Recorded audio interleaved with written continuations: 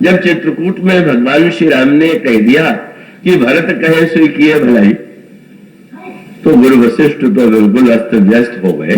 ये क्या हो गया, मेरा शिष्य इतने एक क्षण भी आग्रह नहीं कर पाया, सत्य का धर्म का सब भूल करके कह दे रहा। यहां तक कह दिया कि मेरे पिताजी तो बड़े महान थे, क्योंकि गुरु वशिष्ठ ने तो भरत जी से स्पष्ट कह दिया। गुरु वशिष्ठ की मान्यता थी कि विश्व के इतिहास में दशरथ के समान न तो कोई हुआ है और न तो होगा। भरत से उन्होंने कह दिया था, भय न है नहीं को होनिहारा, भूप भरत जैसे पिता तुम्हारा। भगवान राम ने अनोखी बात कह दिया। भगवान राम ने कहा, भरत राखौ राव सत्य मोहि त्यागी, तब परिहरो प्रेम पन लागी। मैं जब पिताजी की प्रशंसा करने लगे तो गुरु जी प्रसन्न हो गए। बोले राम तो सचमुच पितृभक्त है, और वो दशरथ जैसे महापुरुष की आज्ञा तो टालेंगे ही नहीं। और शायद वो यही सोच रहे थे कि अब वो ये कहेंगे कि भाई भरत कुछ भी हो, लेकिन मैं पिताजी की बात तो नहीं टाल सकता। पर गुरु जी को कितना आश्चर्य हुआ होगा। फिर भगवान राम ने कह दिया कि भरत राखो राव सत्य मोहि त्यागी, और तनु परिहरो प्रेम पन लागी। तासु बचन मेटत अति सोचू, लेकिन तेहिते अधिक तुम्हारा सकोचू। मैं तुम उनसे अपेक्षा भी तुम्हारा संकोच अधिक करता हूं, और इसलिए मेरी घोषणा है, भरत कहे सोई किए भलाई। जो भरत कहेंगे बस वही, उसी में सबकी भलाई। देवता तो बेचारे स्वर्ग में मूर्छित होने लगे। इतनी योजना बना के मंथरा सरस्वती, तब तो ये कार्य हुआ। और ये आए और एक वाक्य में कह दिया भरत कहे सोई किए भलाई, तो क्या कहेंगे। अब तो आए इसीलिए है लौटाने के लिए, कहेंगे और लौट जाएंगे। ये क्या हुआ, अयोध्या के लोग नाच उठे, बस बस काम बन गया। अब भरत कहेंगे और प्रभु लौटेंगे। पर वो तो जानने वाले तो भरत को प्रभु ही है। प्रभु ने जब कहा तुम जो कहोगे मैं करूंगा, रामायण में क्या कभी उन्होंने लक्ष्मण जी से कहा कि तुम जो कहोगे मैं करूंगा? कभी भूल से भी ऐसी बात नहीं कही। वो तो उनसे कह देते तो फिर कभी बल में आ ही नहीं सकते। न जाने कितने काम थे जो उनको रोकने पड़े। पर जब भरत से उन्होंने कहा तुम कहो तो, और यहां तक कह दिया मन प्रसन्न करी, प्रसन्न मन से और सकुच तजी, कहूं करो सोई आए। तुम संकोच छोड़ो, प्रसन्न मन से जो कह दो, बस मैं कहता हूं मैं उसे मान लूंगा। और जिस समय कहा गोस्वामी जी ने लिखा, सत्य संध रघुबर वचन सुनिभा सुखी समाज। सोच लो, सोच रहे हैं तो सत्यवादी है। जब कह रहे हैं कि तुम जो कहोगे मैं करूंगा, तो निश्चित रूप से करेंगे ही। तो उसका सूत्र वही था जो गोस्वामी जी ने लिखा कि बहुजान ही राम, श्री राम जानते हैं। जब उन्होंने कहा कि भरत तुम संकोच छोड़ दो, तो जानते थे कि भरत जीवन में सब कुछ छोड़ सकता है, पर संकोच नहीं छोड़ सकता। सारा रहस्य तो इसमें था। उसका अभिप्राय यह है कि ये जो संकोच है, ये शील गुण की अभिव्यक्ति है। जो लोग शील रहित होते हैं वो निसंकोच होते हैं। संकोच का अर्थ यही तो हुआ कि सामने वाले की भावना, सामने वाले के मन में कोई क्षोभ न हो जाए, कष्ट न हो जाए। यह जो वृत्ति है, यही शील की वृत्ति है। और शीलवान स्वभावतः संकोची होता है। जो शील रहित होते हैं वो तो संकोच रहित होते ही हैं, क्योंकि वो तो चाहे वो सत्य के नाम पर कह देंगे, चाहे जो कुछ कहना होगा मुंहफट रूप से। प्रभु ने मुस्कुरा, प्रभु मन ही मन कह रहे हैं भरत संकोच छोड़ दो ना। और उस प्रसंग में वही प्रसंग ध्यान में आता है कि जब सारे ब्रह्मांड विश्व पर बलि का अधिकार हो गया और स्वर्ग का भी सारा वैभव तो स्वयं प्रहलाद का अधिकार हो गया, और प्रहलाद की सेवा में स्वर्ग की भी सारी संपत्ति और वैभव बिना प्रयत्न के ही उन्हें उनके पास चले आए। तो इंद्र रुआसा होकर के भगवान के पास गया, महाराज जिन्होंने तो आक्रमण भी नहीं किया, फिर बिना आक्रमण के स्वर्ग पर भी इन्हीं का अधिकार, सब इन्हीं की आज्ञा मानते हैं, मैं क्या करूं।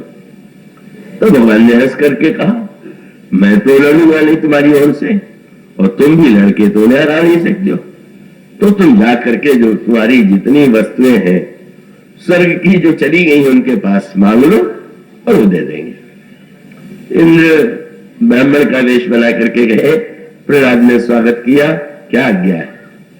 महाराज मैं आपसे कुछ याचना कर रहा हूं। हाँ हाँ आप मांगिए। आप वचन देते हैं कि आप जो मांगूंगा वो देंगे। मैं सेवा चेष्टा तो यही करूंगा। उन्होंने मांगना प्रारंभ किया और स्वर्ग का सारा वैभव जो चलाया था प्रहलाद की सेवा में उसे लौटा लिया। पर अब लोभ जागा कि अब ये तो मांग ही लिया, अब जो प्रहलाद के पास है वो भी मांग ले। तो प्रहलाद से कल ये भी दे दीजिए वो भी दे दीजिए, और वो जो मांगते हैं प्रहलाद करते हैं। अवश्य अवश्य। जब प्रहलाद ने सब दे दिया तो अंत में इंद्र ने कहा अपना शील दे दीजिए, और तब प्रहलाद ने मुस्कुरा के कहा महाराज ये तो मैं नहीं दे सकता, आपने वचन दिया था कि आप जो मांगूंगा वो देंगे। उन्होंने कहा कि इसको मांग न मैं दे सकता हूं और न लेने में आपका कल्याण है। मैं जानता हूं कि आप देवराज इंद्र हैं और आए हैं, तो मेरे पास जब तक शील है तभी तक तो मैं सब देता जा रहा हूं। जब शील ही चला जाएगा तो हम फिर मार के नहीं छीन सकते आपसे, तब आप क्या करिएगा? तो शील रहित तो मैं नहीं हो सकता। और यही सूत्र है।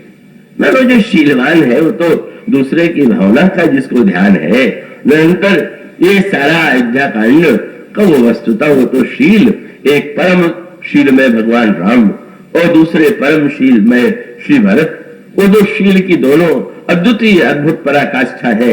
भगवान राम जब ये कह देते हैं भरत तुम संकोच छोड़ दो ना, और तब जानते थे कि नहीं नहीं ये शील का जो समुद्र है, जो शील का घनीभूत रूप है, वो भरत तो संकोच छोड़ ही नहीं सकते।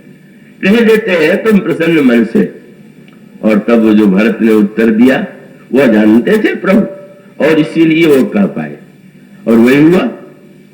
उन्होंने कहा महाराज आप कहते हैं भरत संकोच छोड़ दो, तो प्रभु जब संकोच में छोड़ दूंगा तो संकोच बेचारा कहां जाएगा? जो जिसको कहीं स्थान नहीं मिलता वो आपके चरण में जाता है, तो संकोच जो है वो आपके पास चला जाएगा। और इसका अर्थ ये होगा कि आप तो पहले ही से संकोची हैं, मेरा संकोच लेकर के आप दूल्हे संकोची हो जाए। तो प्रभु जो सेवक साहिब ही सकोची निज हित चाहे तासु मति पोची, आपको संकोच में डाल करके मैं कोई अपनी बात पूरी करा लूं, अपनी इच्छा पूरी करा लूं, ना ना ये तो कभी संभव ही नहीं। और तब भरत ने ये कह दिया प्रभु जय विधि प्रभु प्रसन्न मन होई, करुणा सागर कीजिए सोई। प्रभु आपको करुणा के समुद्र है, आप जिसमें प्रसन्न रहे। मानो यह जो श्री भरत का इतना शील जिसे वो वशिष्ठ नहीं जानते, लक्ष्मण नहीं जानते, निषादराज नहीं जानते, कोई जानता ही नहीं। और इसीलिए जब वो उनको लगे कि अब तो मैं गया, सत्य गया, क्योंकि भरत कहेंगे मुझे लौटना पड़ेगा, तो गुरु बोले नहीं भरत ही के सहारे में बच भी जाऊंगा। यहां तो प्रभु ने चिंता ली और समाधान भी ढूंढ लिया। पर लक्ष्मण जी उनका तो प्रभु से महान प्रेम है, इतना स्नेह करते हैं कि देख लिया कि प्रभु के मुख पर कुछ चिंता है, किसी रेखाएं दिखाई दे रही, क्या हो सकता है?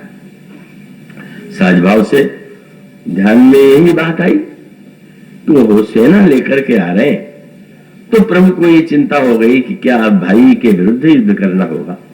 भरत आक्रमण करने आ रहा है, इसीलिए स्वभाव से ही प्रभु दुखी हो रहे हैं कि क्या होने जा रहा है, क्या भारत से युद्ध करना ही नियति है क्या? और तब गोस्वामी जी ने कहा फिर वो लक्ष्मण जी भला एक क्षण के लिए भी कब प्रभु के मुख पर चिंता की रेखा सहले। जो ही देखा बस भरत लक्ष्मण आवेश में आ गए, और आवेश में आकर के उन्होंने कहा महाराज आप बैठे रहे, और साथ साथ आज उलाहना दिया। उन्होंने कहा प्रकट करो रिस पाछले आजू, मैं बहुत दिनों से सोच रहा था, पर प्रभु आपने देखा भरत। और वो भरत जिसके विषय में आपके कितने ऊंचे विचार रहे हैं, क्योंकि भगवान राम के तो श्रोता वक्ता जो है लक्ष्मण है, तो भरत का गुण और बात सुनाते होंगे तो लक्ष्मण से।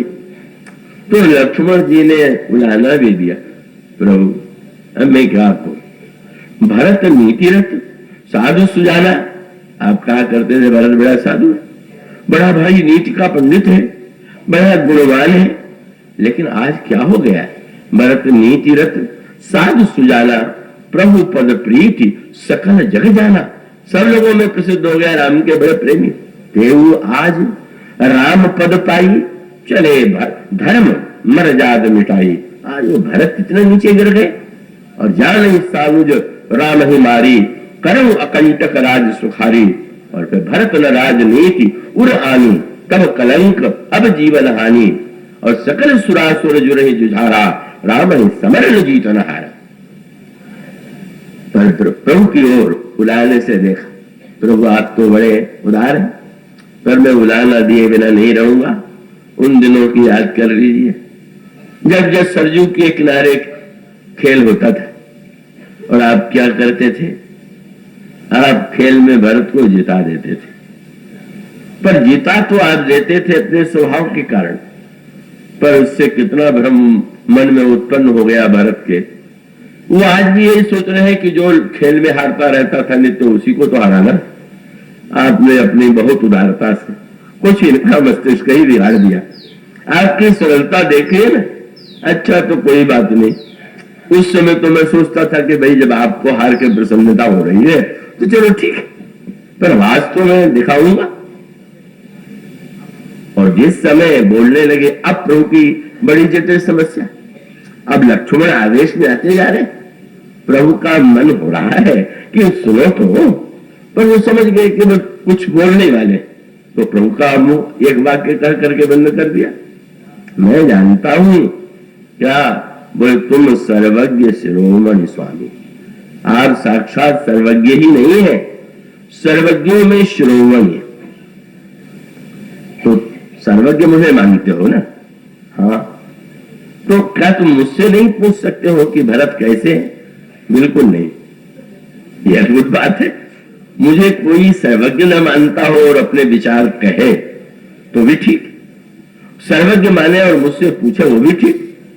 तुम कहते हो आप सर्वज्ञ नहीं सर्वज्ञ शिरोमणि है, तब बोले आपुनी समुझ कहूं अनुगामी। मुझे समझ में जो आवेगा वो मैं कहूंगा, आपसे नहीं पूछूंगा। क्यों भाई, क्या बात हो गई? और कहने लगे महाराज आपकी ये सर्वज्ञता किसी काम की तो है नहीं।